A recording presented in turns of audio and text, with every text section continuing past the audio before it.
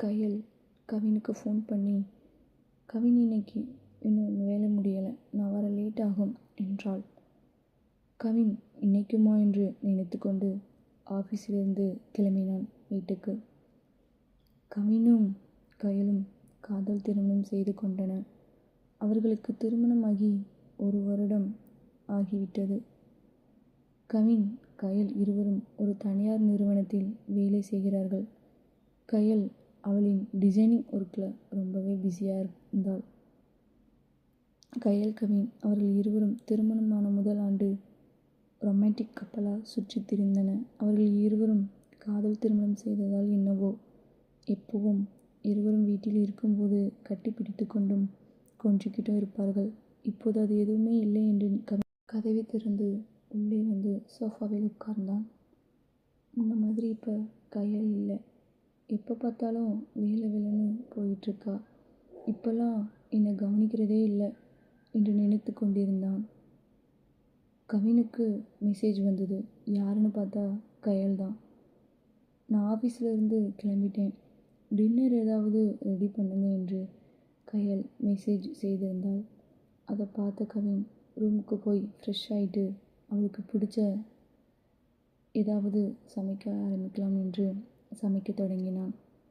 சமைத்து முடிக்கவும் கையலும் வீட்டுக்கு வந்தாள். கவின் இன்னைக்கு எப்படியாவது இதை பற்றி பேசணும் என்று நினைத்து கொண்டான். கையல் வந்து, என்ன கவின், சமைச்சிட்டிங்களா, ரொம்ப பசிக்குது என்று கேட்டுக்கிட்டே வந்தா. நீ போய் ஃப்ரெஷ் ஆகிட்டு வா, நான் எடுத்து வைக்கிறேன் என்றான். இருவரும் சாப்பிட உட்கார்ந்தாங்க.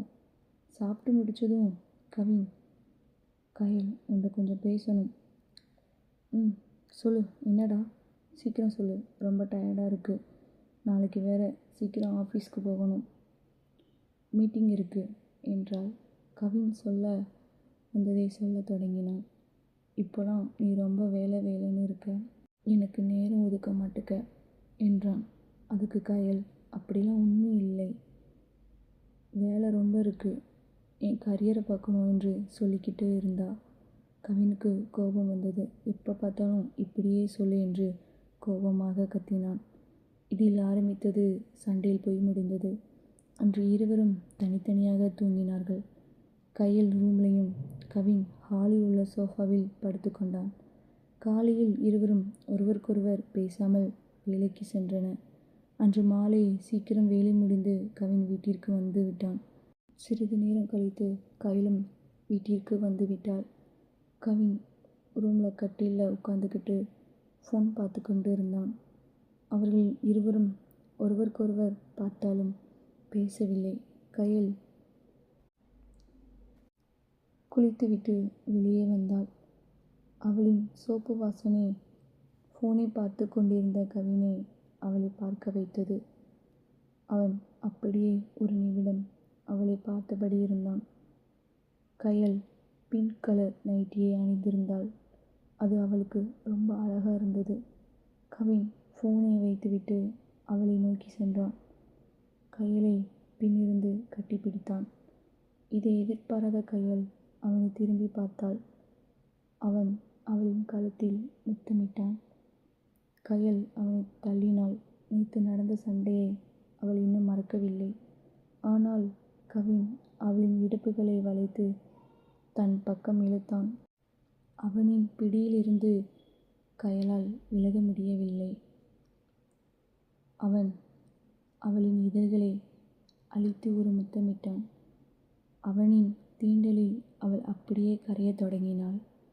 கையல் அப்படியே அவனை இறுக அணைத்து கொண்டாள். அவனின் முத்தம் கையலின் நெற்றி, கன்னம் என அப்படியே தொடங்க ஆரம்பித்தது. அவளின் இதழ்களை அப்படியே ஆக்கிரமித்தான்.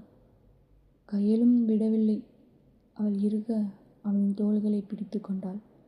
அந்த ஏசி ரூமில் குளிர்ந்த அறையில் இவர்களின் மூச்சுக்காற்று மட்டும் சூடாக இருந்தன. கவின் அப்படியே கையலை அவனின் கட்டுப்பாட்டுக்கு கொண்டு வந்தான். அப்படியே கட்டிலே அவளை படுக்க வைத்தான். அவன் இத்தனை நாள் தேக்கி வைத்திருந்த அந்த ஏக்கத்தை தீர்க்கத் தொடங்கினான். மெல்ல அவளின் கழுத்தில் முத்தமிட்டு லேசாக கடித்தான். அவள் அவன் காதோரம், கவின், மெதுவா, வலிக்குது என்று சிணுங்கினாள். அவன் அப்படியே மெல்ல அவளின் மார்புக்குள் புதைந்தான். அவள் அவனை இறுக பிடித்து கொண்டாள். இருவருக்கும் மூச்சு வாங்க, கவின் கையலிடம், ரொம்ப கோபத்தில் இருந்த, இப்போ அந்த கோபம்லாம் போச்சா என்றான். அவள் அவனை கட்டிப்பிடித்து கொண்டு மார்பில் முகம் புதைத்தாள். கவினின் ஏக்கம் தீர்ந்தன.